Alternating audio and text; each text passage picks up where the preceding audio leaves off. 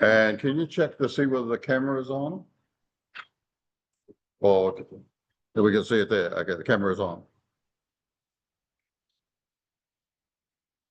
Duke sometimes. Okay, you click on. Yeah, Duke sometimes turns the camera off, but yep, that's okay. Yeah, okay. Okay, we're doing surveys now, so that's page 80 of your online material. Yeah, page 80. Now, this is not coming through properly. We need to change for the people on Zoom. They're getting the next page coming up. So can someone adjust that for me? So here it's fine for you, but for the people on Zoom, they're not seeing that. They're seeing this, what I've got in front of me. Does someone want to have a look at this for me and see if they can change it?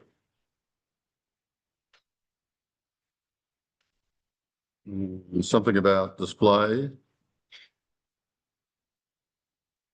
Yep, I need global IT support.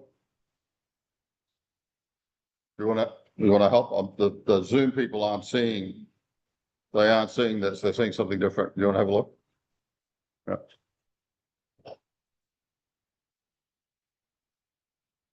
Yeah. Yeah, but they're seeing. They're not seeing this. They're seeing two pages. They're seeing a preview of the next page. You just want to adjust that. They're seeing this. So we just want to adjust it so they.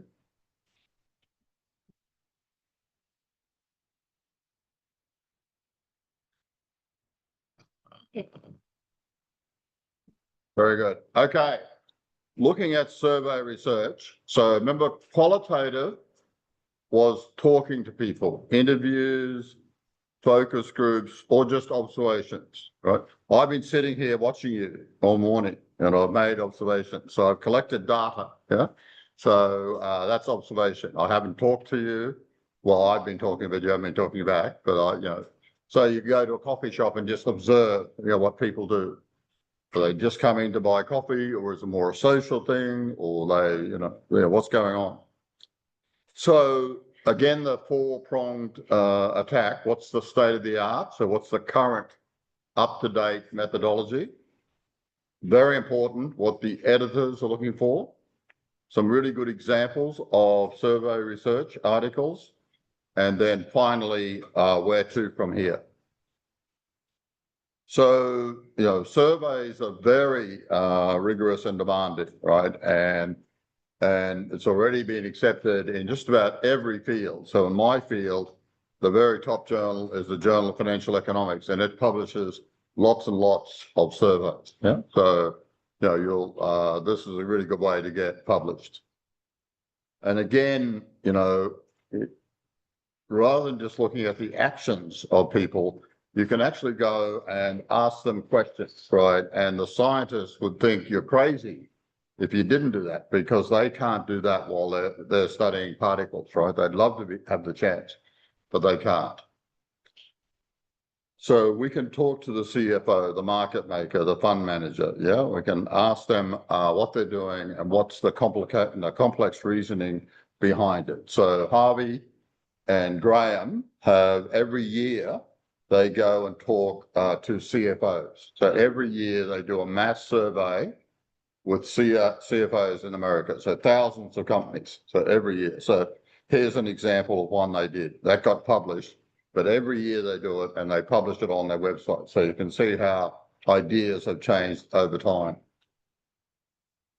So, survey research is very formal, very rigorous, and very demanding.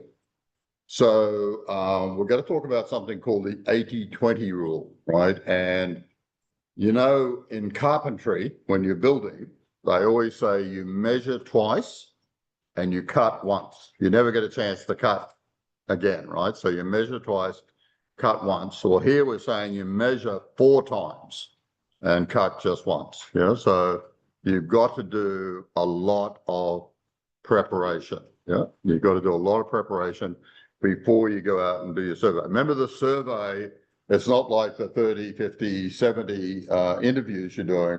You know, even that takes time to arrange all those interviews. Here you're trying to get thousands of respondents, right, in the survey. So you only really get one good crack at that because it's quite expensive to do as well. So you've got to do, you know, measure 4 times and execute once. Yeah, so that's very important. So you can't go and ask a bunch of questions and think, oh, wow, I've got all these questions answered now. I can get a whole lot of papers out of that. No, right? It's got to be fit for purpose. It's got to be a hypothesis that you have, a specific hypothesis, this is, and the questions have got to be tied to the hypothesis, right? Gone are the days when you can just ask a bunch of questions and then think you'll get 3 or 4 papers out of it, right? There's one paper and it's extremely focused. So you design the questionnaire, right? And you could send it to people in the mail. You could have them do it online. Yeah. You could do it yourself. You could go and sit down next to them and you know, like an interview, but not. They just got the A, B, C, D, E responses. Or you could do it on the telephone. Now, I'm going to tell you something that might shock you. How you do it can and will affect the results, right? So an example, you've done my course, right? And you now are doing some research and you're doing a survey and you send it to me. Tom, I did your course and now I'm doing research using a survey. Will you please complete the survey for me? And guess what? I will say yes, right? But I really don't want to be doing a survey, right? I really don't. So if it's online, yeah, I'll tell you what I do. And I think a lot of people will be like me. You ask a question, yeah, and you've got 5 responses. I'm going to get down the responses until I find the first reasonable one, and I'm going to click it. There might be one further down that was better, but I only read when I found the first reasonable one. And I'm going to continue doing that through the whole survey, and I finish quickly. If you're on the telephone, right, and you will read out all 5 answers. And I'm thinking, oh my God, it's great to hear from you. I wish you were talking about something else, but now we're going to do this effing survey. So I am going to forget first, second, third response. So I remember the last couple. I will ask you a few times, oh, what was the first 3 again? But of course, I can't keep doing that. So I'm going to give you a response that's the second last or the last. Yeah. So that's known as common method variance, right? So the way that you conduct the survey can affect the results, right? And it's something you've got to be aware of. And you can see how it can happen, right? I'm, you know, very, very much in research and supporting your research. I'd love to do the survey for you, but when I get it, I really don't want to do it, right? I want to get it over with as quickly as possible. That's why the less questions you ask, the better. The more focused it is. If it's like 80 questions, I'm going to go, oh my God. But I am going to give early answers if it's online and later answers if it's on the telephone. So you have to think about this in advance. We'll cover it later on. But you know, one thing to do is to mix up the order of the responses. Yeah. So for each, if it's online, it's easy to do. The platform can simply change A, B, C, D, change them around, the responses, you know, for each participant. If you're doing it on the telephone, then you can have, you know, you can say different responses to different, you know, different order responses to different participants. If you're sending out the questionnaire, you could some printed with the order one way, some printed with the order another way, right? You've got to think about these things in advance. You can test for it after the survey comes in, but you've got to do things to, you know, try to minimize this common method variance. Yeah. You can also change the order of the questions. Yeah. Not just the responses to the questions, but the order of the questions.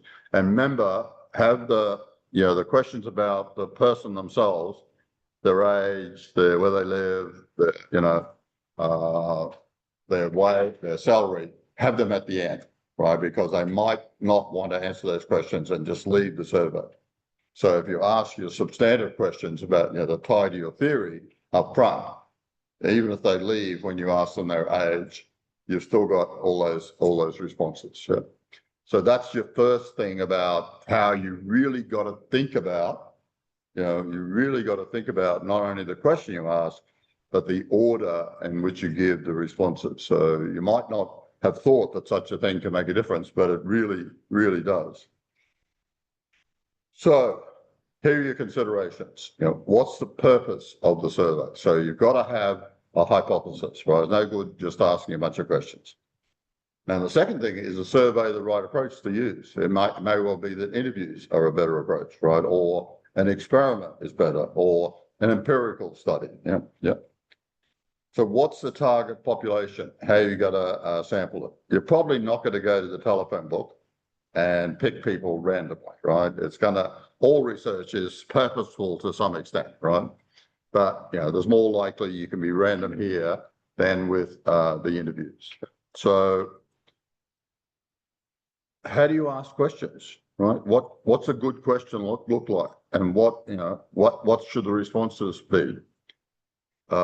It's very important as part of the measuring 4 times to have a pilot study, right?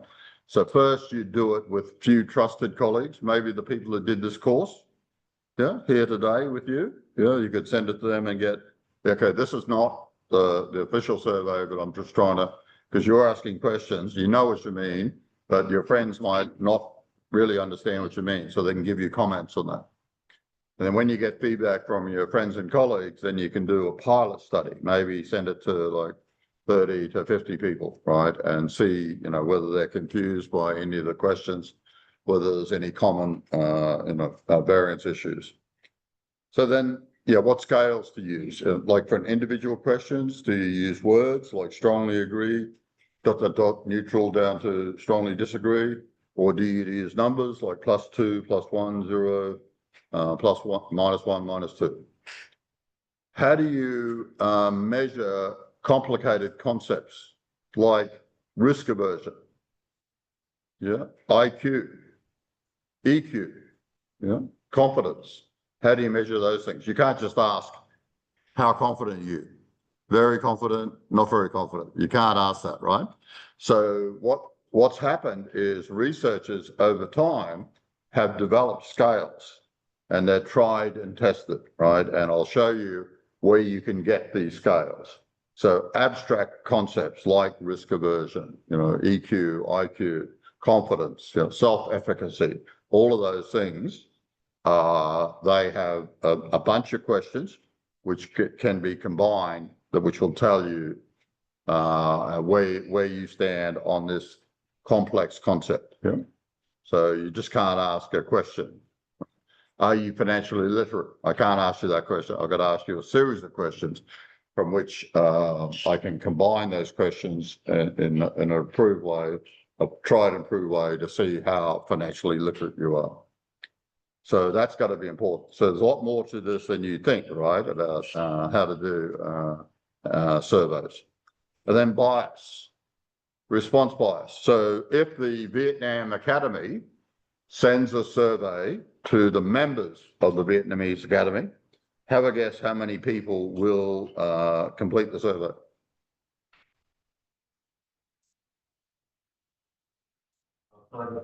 Yeah, about 30%. That's all, about 30%. If the Vietnamese Academy were to send a survey to the general population, how many people do you think would respond? 10%. That's all. So you've got to be aware you're going to have response bias, right? So don't expect 100%.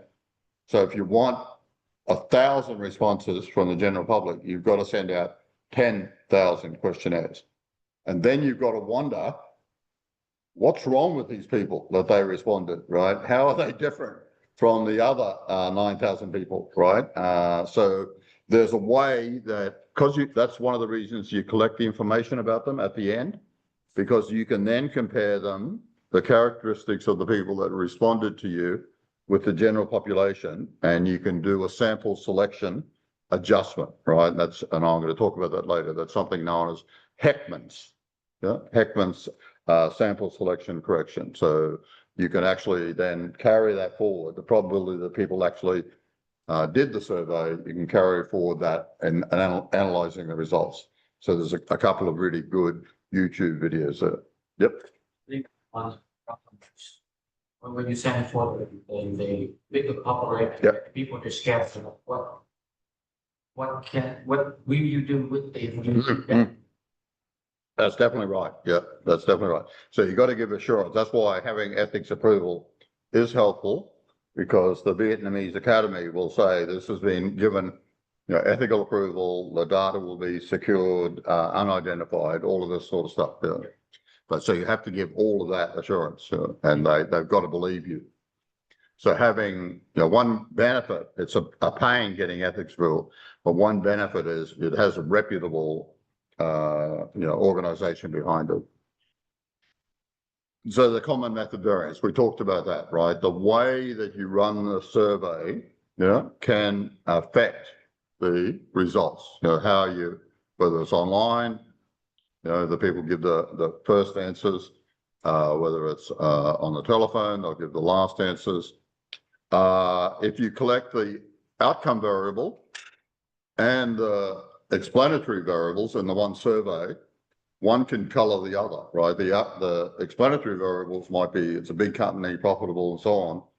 And then that might affect, how satisfied the workers are, right? So it's best to collect the explanatory variables from one source and the outcome variable from another source. So that's one of the issues with common method variance. So asking questions, we won't do this because it's going to be hard for the people on Zoom to see it. But this is a very famous question from The Hitchhiker's Guide to the Galaxy. I don't know whether you've ever read this, but it's a very funny English drama. So these people, an advanced civilization, they designed this supercomputer, Deep Thought, and they asked the computer the ultimate question. They wanted the answer of life, the universe, and everything. So sort of the meaning of life. Yeah. So the giant computer said, yes, okay, let me think about it. Come back in 7 million years. Right. And of course, these people from another planet, very long lived. They come back in 7 years, and Deep Thought, the computer, gave the answer. And the answer is 42. 42. And the people were shocked. Well, how can 42 be the answer to the meaning of life? The big question, life, the universe, and everything. And Deep Thought said, well, you just didn't ask the right question. You didn't understand the question you were asked. Here, I'll give you plans for another computer that will ask the right question, right? So, and that's got to take another, 10 million years to design a computer that can ask the ultimate question. So you've got to be careful what question you're asked, right? Because it can get misunderstood.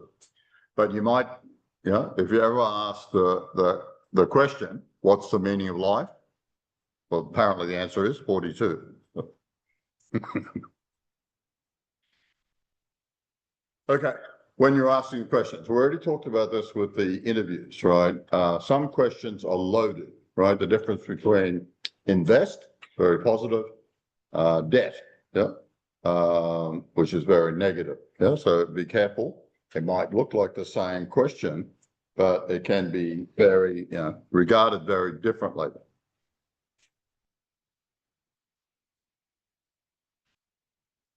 So the other thing is strong negatives have got to be avoided. So if I say we shouldn't allow something, people might agree we shouldn't allow. But if I said we should forbid this, a lot of people don't like that. That's very absolute, forbidding something, right? So that's a strong negative. So they might give a different answer to not allow. The other thing is, you know, I've designed a library, right? And I want to know whether it's suitable for you, right? And I asked the question, but you missing, and it is, it's completely suitable for you. You're really happy. You're really, really happy. And if you knew what I was asking, you'd say, yes, strongly agree. But you might think the question is asking, is it suitable for everyone? And you might think about your handicapped friend, right? And there may be some aspects of the library design that aren't especially, you know, good for handicapped people. And you might say, no, it's not suitable, right? So, but my question was really talking about you, but you interpreted the question as thinking about everyone, right? So you've got to be very careful that it's, you know, to direct that question to you personally. Is this library design satisfactory, you know, is good, right? Rather than people in general. And of course, double negatives doesn't help anyone, multiple questions in one. Okay, some examples. What's 3 things you like about your job? Is that a good way to ask a question? Well, no, right? You obviously have to have a hypothesis before you do the survey, right? So you have a hypothesis and you have some outcomes in mind, like we have here. So you've got to have a question with scales that'll get at, you know, we're going to talk about, that'll be our exercise, right? How do we come up with a question to get to which of these things is most important? And that's why we're going to need the group with 5, we're going to need some more responses, because we just don't want to lead them to these 3. We're going to have a bunch of things that didn't end up in the top 5. So this is silly. You're not getting, you know, you're not getting the information you need here. Which industry do you work in? Education, construction, health, automobile, other. Well, first of all, you know, it's very limited in the responses, right? You think you'd at least use the industry codes, right? You can have 12, you know, 2-digit industry codes. You get 12. You can then have, you know, 4 digits and get 36. So maybe you go at 12 and you'd have all of them, and then you can have other as well. So that's not a good question. How often do you visit the shopping center? First visit, once a week, fortnightly, once a month, less often. Well, at my university, the shopping center is right near the university. So you catch the train. First thing you do is you get a coffee at the shopping center, go to university. At lunchtime, you walk across the shopping center, you have lunch. Yeah. Then you go back to the university. On the way home, you pick up a drink, yeah, or a snack, catch the train home. So I'm visiting the shopping center 3 times. Yeah. But that's not one of the options. Yeah. That's not one of the options. So you've got to think about what the potential options should be. And the question list, the answer list should be complete. This one's not complete. Ranking. How important are these factors in choosing the car? Emissions, boot size, depreciation, price. Well, is that the right way to ask? I mean, first of all, they're crazy outcomes there.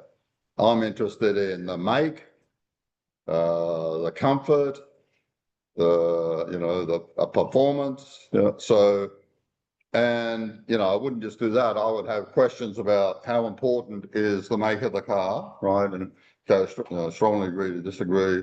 How important is the performance? Strongly agree to agree. And so, yeah, this is not a good question.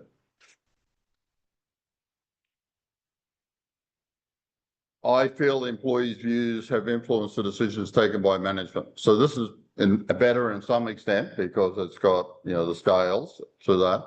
But what about, you know, there's 2 possibilities here, right? The employees' views might be taken into account positively by management, or they could be taken into account negatively by the management. The employees want this, stuff them. We're going to do the opposite, right?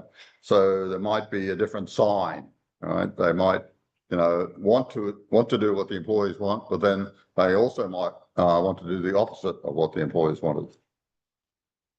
What's your year of birth? Be careful. You might lose them, right? You might lose them. Yeah.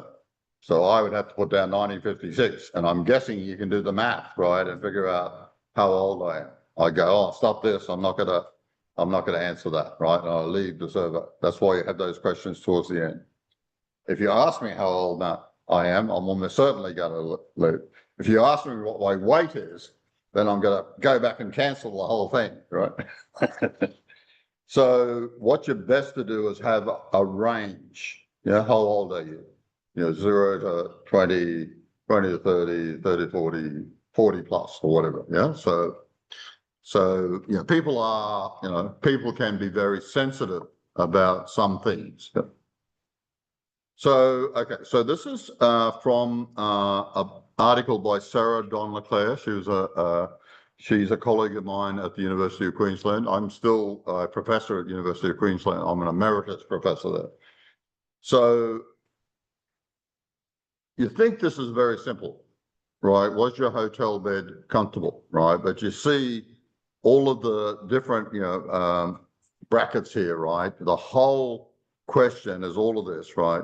So she has the very comfortable to very uncomfortable, yeah? So you can use words there, or you can use numbers, yeah? So +2, +1, and so on. But she also has don't know or not applicable, right? So you think, well, why would you have that? Wouldn't this be enough, the Likert scale there of 5? Well, I don't get to Vietnam very often, right? And if we go for a drink afterwards tonight, we might stay out all night. I won't get to see the hotel bed, right? I won't know if it's comfortable or not. So I'm going to have to say, don't know or not applicable, right? So even something as simple as this, you really got to think about what the responses would be, right? All the different situations. Anyway, that's a very good article to read about how to ask questions. Yeah. So there's a lot there about the different scales. Yeah. That's a 5-point scale. You could have a 7-point scale. So, our scale's the right way to do it. The other way that people do it is that some people are challenging just even the use of these scales. So nominal scale, are you married, single, never married, widowed? Do you like or dislike ice cream? Like. Ordinal scale, what do you know about our services? Complete knowledge to no knowledge. Yeah. I guess that's okay. That's their complete options. How long have you lived in your current address? It's looking good. It's got the range 1 to 3, 4 to 6, 7 to 9, 10 to 12. But what about 12 plus? Some people have lived in their current address for 50 years. So you'd have to have E 12 plus. What age? Under 10, 11 to 20, 21 to 30, 30. So if you're going to ask an age question, this is not bad. Yeah, that's not bad. You're using a range.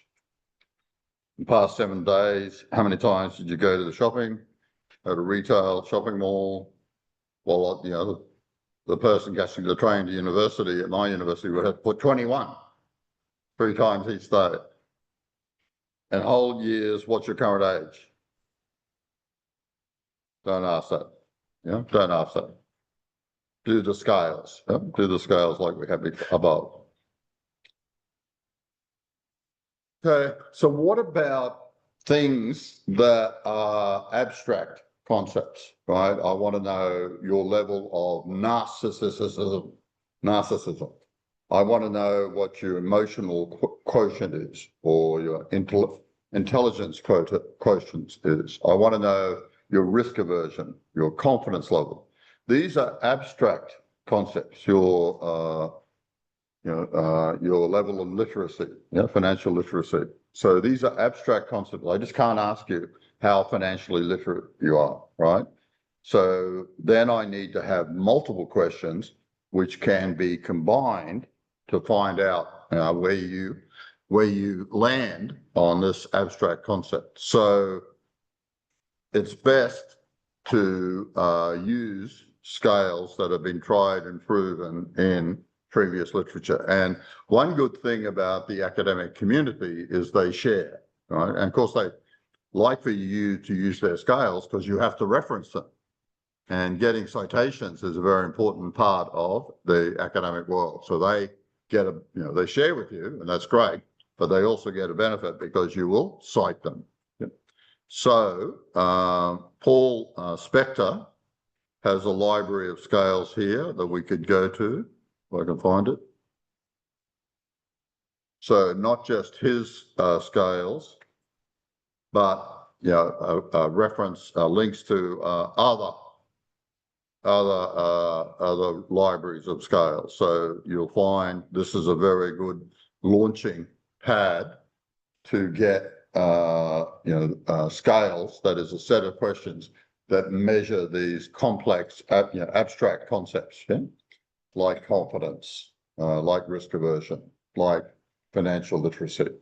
So that is a very valuable resource. Yep. Scale, yeah, sometimes we use the existing scales with exactly the items that we use in the paper of who design the scales. Yep. But sometimes I read the paper, they may have some items and then one new item that fits. That's okay. You just got to show that you did a pilot test and you checked it out, and it was recording what you wanted to do. Yeah. Yep. Just make it very clear what you're doing. You've used the confidence thing from Paul Spector.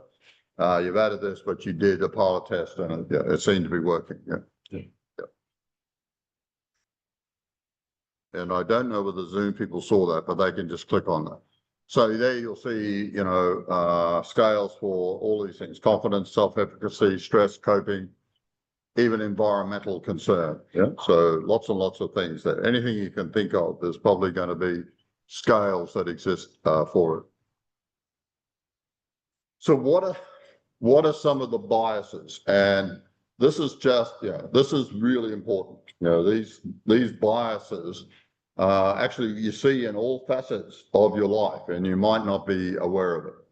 So the order effects, that's what I talked about. If I do the, you send me the survey, it's online, I really want to do the survey, I want to help you in your research, right? But the fact of the matter is, I'm going to take one of the first options, right, in the online survey. If you're on the telephone with me, or you send me a paper copy, not the paper copy. If you're on the telephone with me, I'm going to take one of the last, outcomes. Yeah. So that happens. Yeah. And there's research on it, but you can see how it happens. It's just human nature. And then the anchoring bias is incredibly important. I'm going to ask you, say I ask you, how much would you like to save out of your income? And I'll have a slider. It goes from 0 to 100%, but it's set at about 5%. Yeah. And you can move it across the screen. Guess what most people are going to do? They're going to leave it at 5. Yeah. Or they might go 6 or 4. They've got an anchoring bias. Now, I'll tell you how extreme that bias is. In the United States, for their retirement choices, the money they put in for retirement, the default is a government bond portfolio. And, that gets what? 2-3%, right? Just about everyone goes with the default. In Australia, the default is replicating the market, the Australian market, and that gets about 8 to 10%. Guess what everyone in Australia does? They go with the default, right? Guess how much difference there is in the retirement balances of the US and Australia? Well, we have like 4 times the retirement balances, right? Because we go into a risky portfolio. But so extreme is the anchoring bias, is if Australia had a government bond portfolio as the default, most people would take that. So this bias is incredibly strong, right? And in a world of uncertainty, if you're given a choice and there's a default, you're probably going to go with the default because you really don't know any better, right? You think, oh, well, the default's there for a reason. Yeah? People understand that? So, and then, you've got to be aware of these things. The editor is aware of these things. The order effects is part of the common method variance, right? So how you conduct a survey can affect the results, right? We already talked about the order of the questions, the order of the responses to the question. The other one, the big one, is collecting the independent variables and the outcome variables from the same survey, right? That's pretty much a no-no, right? You should collect the independent variables from one source and the outcome variables from the other, just simply because it'll give false correlation if you get them both from the same source. So, yeah, use different sources, mix the order of questions, mix the order of responses, that's going to help you ex ante in advance to minimize a common method variance. So if you do a survey paper and you haven't mentioned common method variance, you haven't outlined what you did in advance to measure it and what you did after the survey was done in order to measure whether it's actually there, then you're going to get test rejected, right? So that's incredibly important, to address this major bias. And, if you've got a hypothesis, then it's not going to be obvious from the question asked whether, your support, what answer to give to support your hypothesis, right? So people, I want to help you research. So if I know what you're researching, I'm going to try to give you, if I can, answers that support your hypothesis. But the more complicated your hypothesis is, the less likely people will be able to do that. Right? So you've done your best to avoid common method variance. Your survey's in, right? And the results are there. Now you can do ex post tests, right? So there's something known as Harman single factor test. There's a common latent factor test and a market variable test. And luckily there's a fantastic YouTube video you can watch on how to do that. Remember, survey is a quantitative, right? It's quantitative research. So you're doing statistics on all of the, the scales and the answers and testing a hypothesis, right? So, yeah, and then you can do statistics to see whether you have still, even though you've done all these measures in advance, you want to see whether you've got rid of the common method variance altogether. So we're talking this before, you know that you've got a response bias, right? So even if the Vietnam Academy sends out to their own members, they're only going to get like 30% response. And if they send it out to the general population of Saigon, only 10%. Yeah. So what can you do? Well, there's something obviously different from the people who responded to your survey than to, a random sample of the population. But we have collected the characteristics of the people that responded to our sample. So now we can compare that to the characteristics of the general population. And we have the characteristics of the general population because every few years we do a survey. So we know the age brackets, we know their income, we know a whole lot of things, right? We know their religion, we know lots and lots about them, right? So what you can do is you can compare the characteristics of the people who responded to your survey with the characteristics of a general population, and you get what's known as Heckman's lambda, right? And it just comes out. And it's essentially the probability that these people responded to your survey, right? And when you do all the other tests, you just add that lambda as another explanatory variable, right? And you can see whether sample selection is significant or not by looking at the coefficient on the probability that they responded to your survey. Please repeat the last one. So you do the first step where we do like a probit regression of whether the person responded to the survey versus the general population that didn't. Yeah. And so out of that, you get something known as Heckman's lambda. Yeah, and it's essentially the probability that they did respond, people responded. And then with all your other tests of the hypothesis using the other questions, you include that Heckman's lambda as an explanatory variable. And if you want to see whether sample selection is a problem or not, you check to see whether the coefficient on that explanatory variable, Heckman's lambda, is significant or not.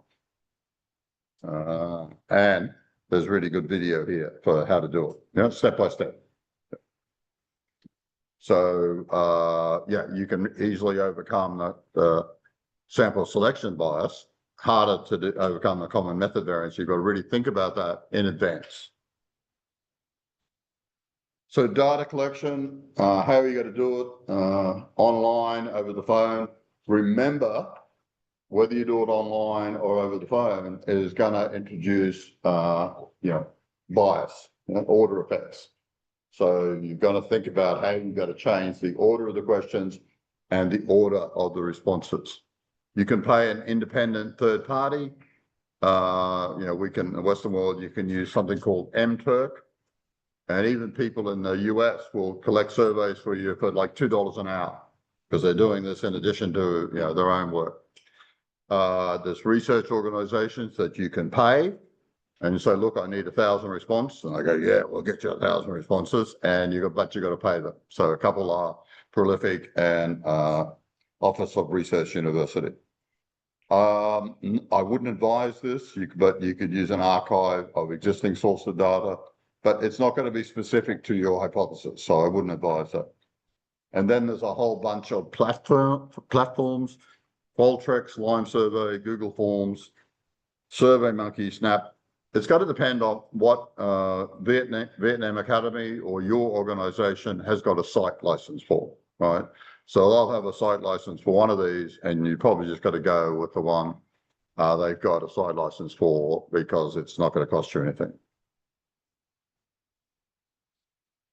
So again, where I'm from, in Australia, you have to get ethics approval if you have doing research with human subjects. Now, I know it's just a survey, right? It's just a survey, but it's human participants, so you have to get ethical approval. And why? Well, we're going to go over, some reasons why by looking at past experiences at top universities. So we've already done Yale, right? Now we're going to do Stanford, and then we're going to go and look at Princeton later on. So this is the Zimbardo prison experiment. So, they're just freshman students at Stanford, and they agreed to sign up. They get paid like $50 each. They agreed to sign up to do an experiment, right? So, and they gave some information about themselves. So as they walk into class, they're picked up one by one. A van pulls up, puts a bag over the head, throws them in the van. Yeah, so all the students are assembled. And it's in a basement of one of the university buildings. And then they break them into groups. Your guards, there's like a quarter of them are guards, and your prisoners, 3/4 of them are prisoners, right? And then they're not told anything, but the prisoners act as prisoners, the guards act as, they start acting out. And, the prisoners become belligerent, right? They claim they're not getting enough food or light, and they actually even stage a riot. The guards start acting sort of cruel and menacing, tripping people, pushing them. So Zimbardo's fiance come along, and she was talking to this freshman who was a guard, and she was having a nice conversation with him.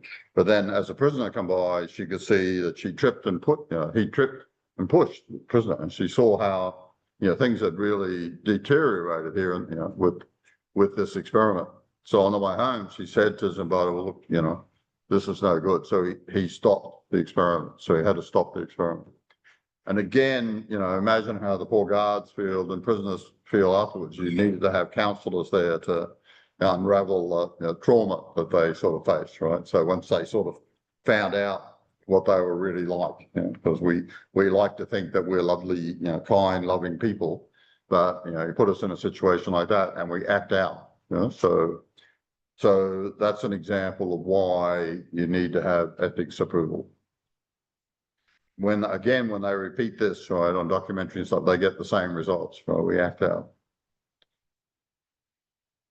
So we don't even have to be told by authority to do, to kill the student. We'll do it ourselves. So a lot of papers in the Journal of Financial Economics, which is the tier 1 FT50 for business, banking service across countries, corporate culture, theory and practice of corporate finance. So surveys are already in the mainstream. Where to from here? Common method variance. The editors are telling you you have to address it. So, you know, the first thing I do was when I get a survey paper, I do a controlled F and search for common method variance to see what they've done about it. If I don't find it, then I go, oh no, you know, this is no good. A primer on surveys, that's quite a good introduction. This lady is at Yale. She's an economist and she wrote like a 50, 60 page paper as like an introduction to surveys. So that's well worth reading and it's fairly relevant, you know, fairly recent and relevant. So of all the things here, you might want to read that, right? So she's trying to explain to all the other economists what the state of the art is and how to go about doing surveys. My colleague, Sarah Donaclair, how to ask good questions. It's not as simple as you think, right? So have a look at hers. Now we've got, these are the guys that first drew attention to the common method variance. So we've got these guys to thank. Podstoff, Mackenzie, Lee, and another Podstoff here.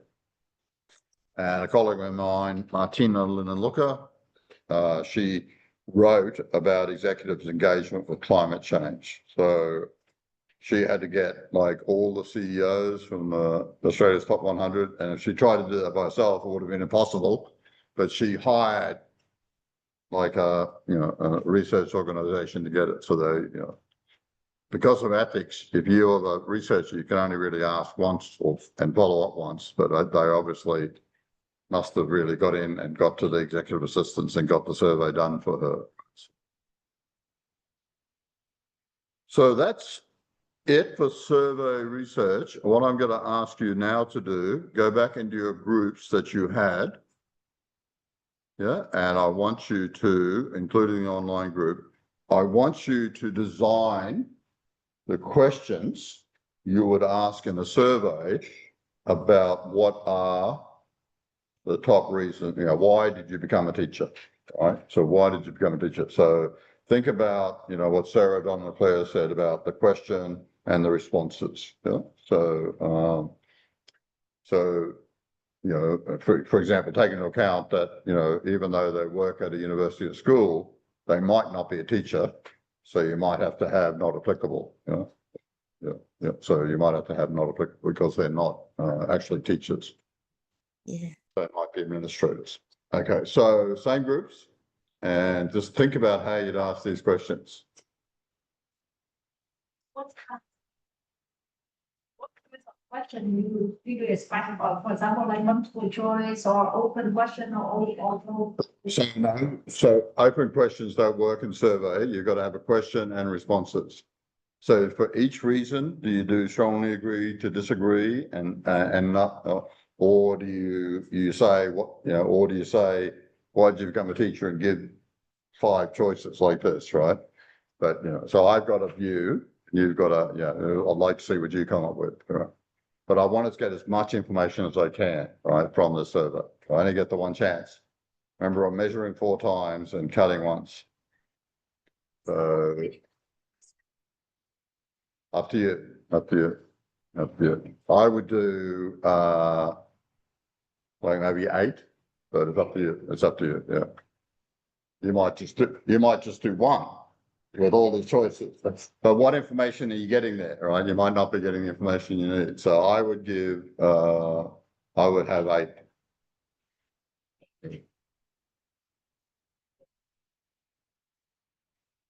And you might have a scale. Yeah, you might think about having a scale to figure out how good a teacher the person is too. Yeah. So not only the reason I become a teacher, but how good a teacher they are. So you wouldn't just ask them, how good a teacher are you? Yeah. I would tell you I'm the world's best research supervisor. Yeah. But some other people might say that, and it's not true, right? About them. It is true about me. But, yeah.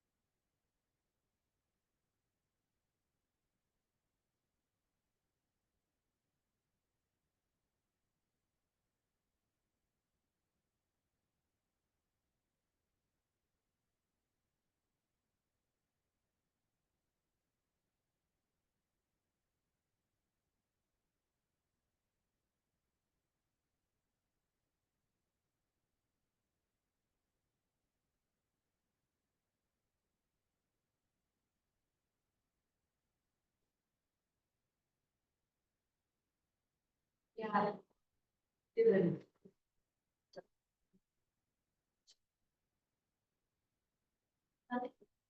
It's fine.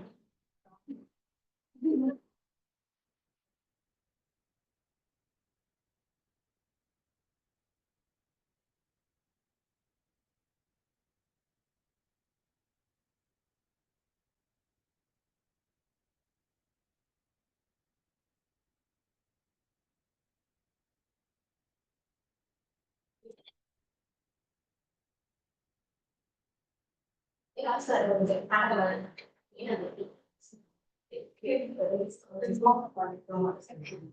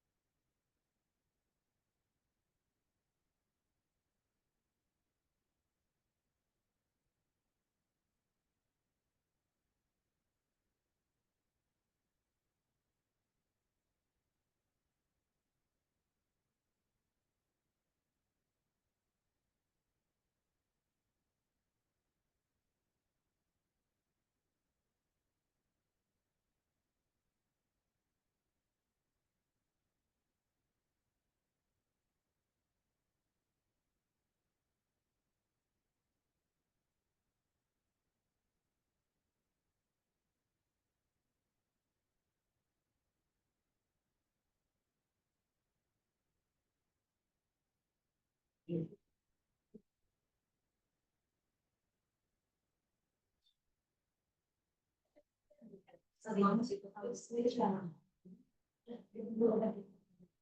I'll spin those.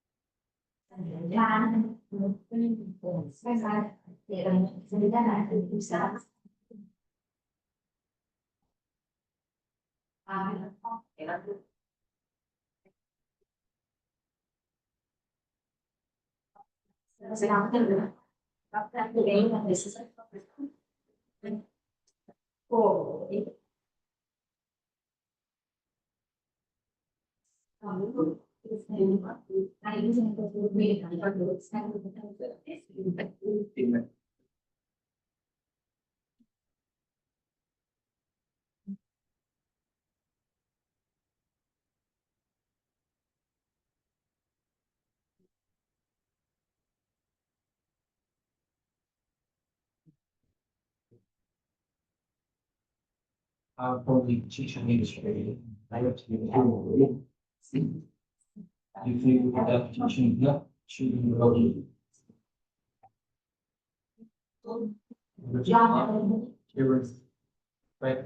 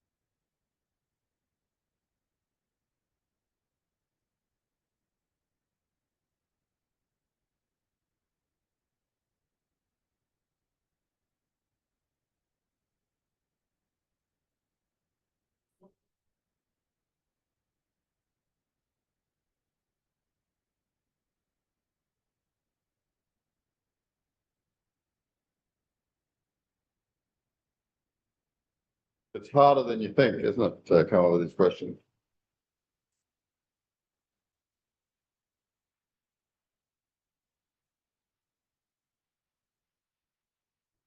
Thì nếu như cái người đó đây là nếu như cái người đó nói năm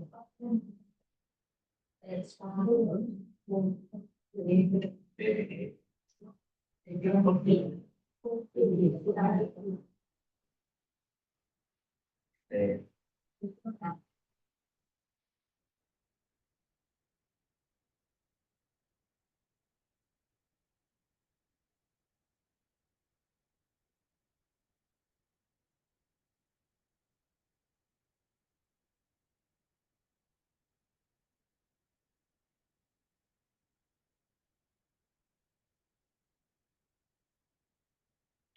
ta có mặt như ta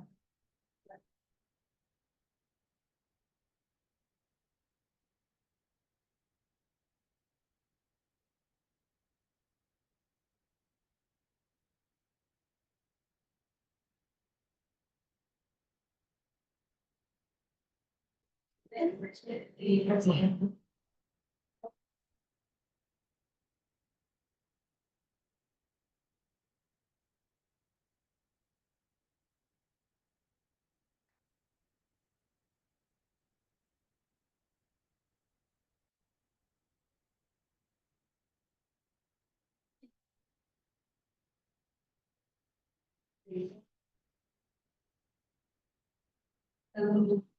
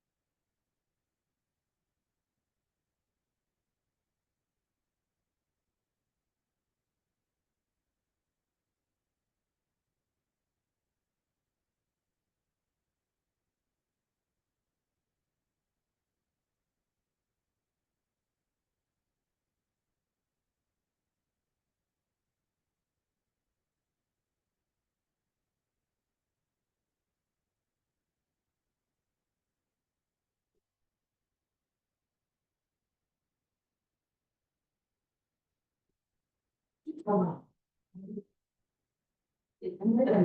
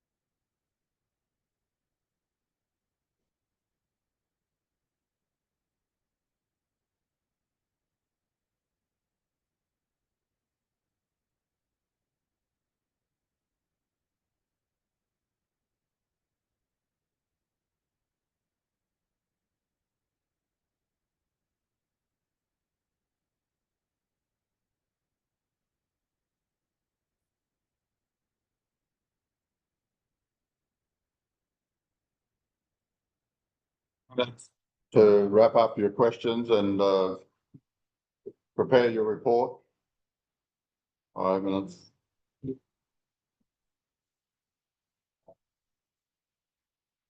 I think we might end up having very different views. Each group might have different views of how to ask the questions here. And remember, there's no, one way, right? There's lots of ways.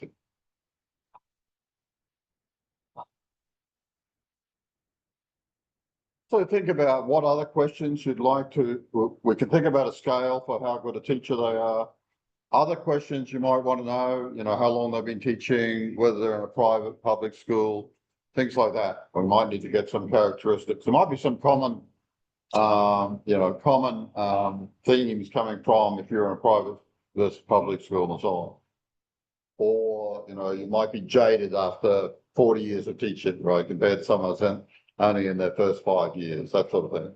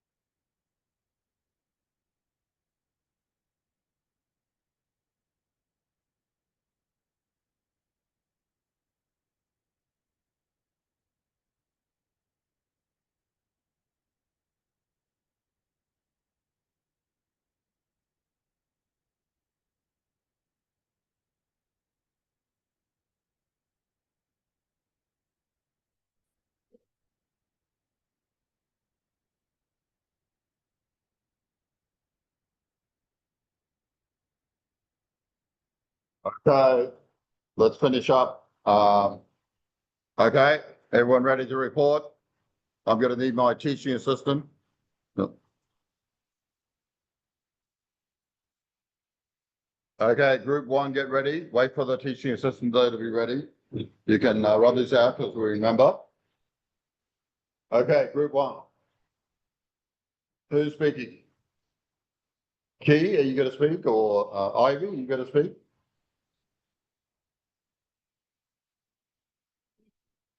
Or Dong, are you going to speak?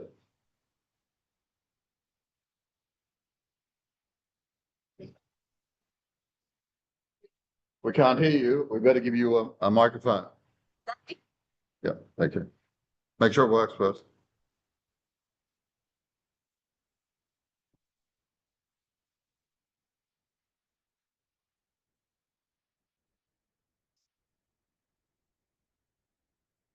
Just get a summarize of the question, part question. Yeah, I've got scales that will sort strongly agree to disagree, yeah, strongly disagree with this one.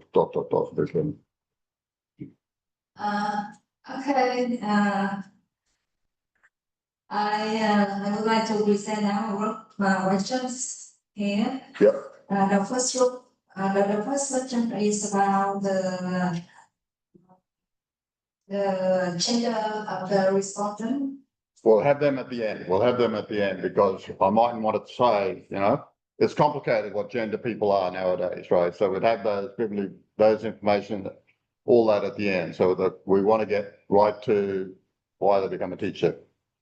Yeah, well, the questions about the person we'll ask at the end in case they don't want to answer them when they walk away.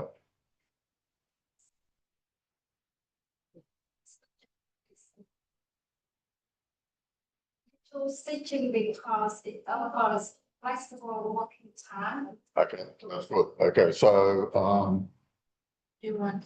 so we can do it. I'll just start. So I did that before, didn't I? Okay, so become a teacher. Teacher because of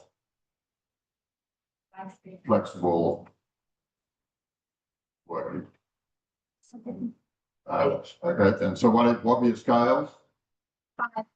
Highlights for scale. Okay, so strongly agree, Strongly agree. Strongly agree. strongly disagree. And then did you do the same for each of the other questions, just changing the flexible working hours to love of working with children?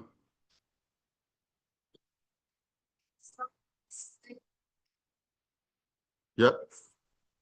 Yep, yeah, no, we got that. We got that. Strongly, I'll put disagree there, strongly disagree. Right, strongly disagree. I forgot to disagree. So the next question is? Yeah, so no need to put it there. So you've got to ask a number of questions based on those three things. Now, that's great, right? But you have to add some more. So this is our hypothesis. And remember this group over here, put your hand up over here, pay attention. You had 5, right? So they had 5. So you got to do 1, 2, 3, they come up, and then you got to do more. So maybe that's why I said 8. Yeah, 8 questions. So you'd have 1, 2, 3, the 3 big ones that everyone agreed on. Then you'd have another 5. Yeah, so write down question 1, put there question 1, and then ... question 8, so yeah. 8. 8. So you have 8, and then 9 would be open-ended. Yeah. Other reasons I become a teacher. If 1 to 8 don't apply to you, what other reason? So you'd have it open-ended. Yeah, and why? Yeah, yeah, others, yeah, and why. So this is all good, but remember, what about, you know, you're sending it to people at a school or a university, but what about if they work at a university but they don't teach? They're an administrator. So you'd have another one that says not applicable. Yeah, it doesn't apply. So next to strongly, yeah. So would you do the same order of the questions, the 1 to 8, or would you mix them up? You'd have to mix them up because I might think that the first one is the main one, and I strongly agree with that. And then I agree with the next one and neutral on the next one, right? So you have to mix up the order of the questions.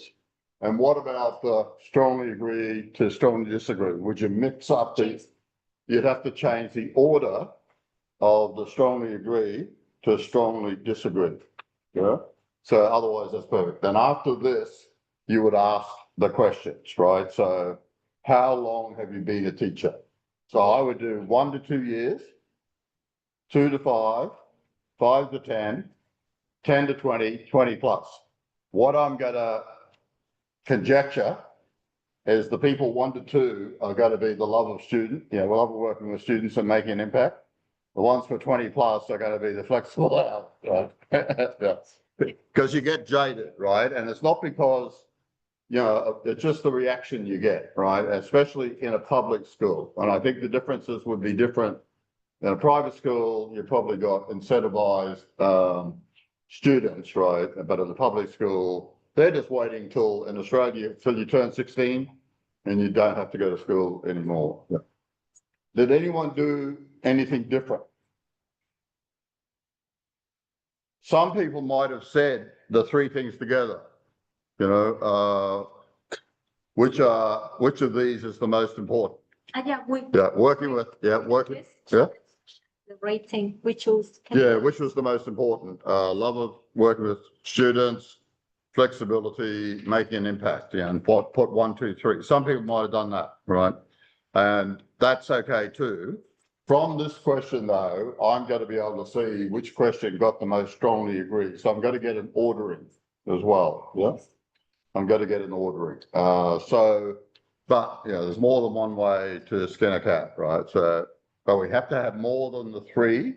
So that's why the group that had 5, we throw in their extra 2, we'll throw in another 3 that appeared, but we'll also ask the open-ended question. But we've got to change the order in which we ask the questions, because that could induce someone to think that the first reason was the most important. And then we've got to change the responses from, you know, some get strongly agree first, some get strongly disagree first. Yeah. Otherwise, the way that you're running the survey could affect the outcome of your survey. Anyone else did anything different you'd like to talk about? Go on, feel free. Yeah. Don't be shy. Yeah, my group chose different type question when we categorize the reason why we tend to be teacher. We have the category, we have the rating, we have the Yeah. list. Which is the most important. Yeah. So then you're giving a definitive. Yeah. So here I have to figure out the order by the most, you know, the number of respondents to say strongly agree, yeah, versus agree or neutral, yeah. So you've got a direct rate. Yeah, So, and also, not to say which one is correct or not, yeah. also the detail of excuse reason why. Who is you are become a teacher because you inspire. You would have to change the order of the Yeah. things, yeah. So love working with children would be Yes. first, and some it would be, you know, 8 and another, yeah. Yeah, and you can have other, you should have other, so you have like 8 reasons you become teacher, and then you'd have others, yeah. Any other answer? Any other, you're a fantastic teaching assistant, by the way. I'm sorry. I think. What about the online group? Yeah, She's doing our PhD in RMIT. Well, fantastic, fantastic. Well, you should reach out to me and I can help you, because you've helped me so much. What about the online group?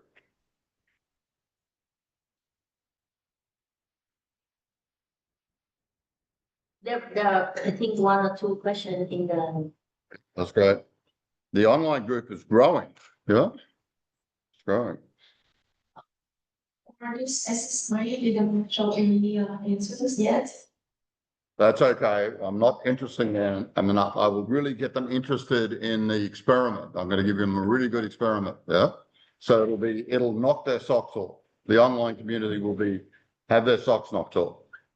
Okay, let's call this, and we're going to take a lunch break and come back at 1:30. 1:30. I know you, in Vietnam, you have long lunch. So I learned from my visit in October. Okay, I'm going to stop recording. Thank you so much.